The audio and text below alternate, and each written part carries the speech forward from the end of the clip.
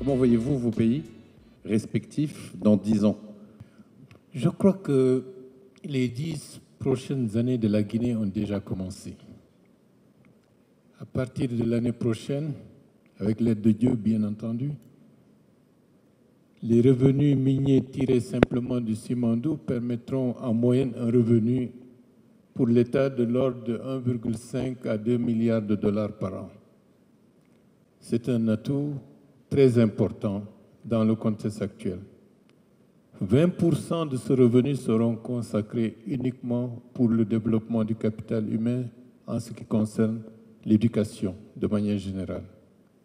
Donc, cela veut dire que dans les 10 prochaines années, en plus du Simandou, en plus de l'exploitation des autres minerais de fer, la transformation sur le plan local de certaines de nos minerais avec les raffineries de bauxite qui permettront de faire émerger d'autres ressources qui ne sont pas simplement l'alumine, mais qui peuvent être le gallium, qui sont des minéraux extrêmement recherchés pour l'industrie actuelle, avec la possibilité d'aller jusqu'à la raffinerie d'aluminium pour faire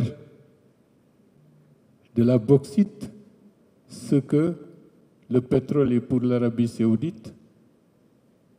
Pour la Guinée, les perspectives sont très intéressantes.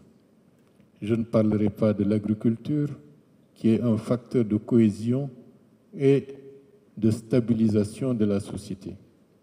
Les 10 prochaines années de la Guinée feront émerger un grand pays, économiquement fort, politiquement stable, avec une société réconciliée et qui pourra, par ce biais-là, contribuer à la stabilisation des économies de l'intérieur du continent, notamment les pays du Sahel, qui ont besoin d'avoir des références, des pôles d'attraction pour que la pauvreté s'éloigne et que les jeunes de l'Ouest africain, pour ne parler que d'eux, puissent savoir que dans leur propre pays, il y a un espoir.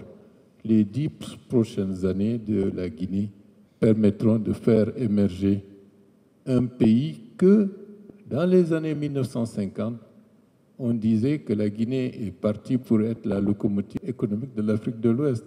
Les 10 prochaines années, si nous travaillons bien, permettront l'élargissement d'une coprospérité entre différents pays. Merci beaucoup.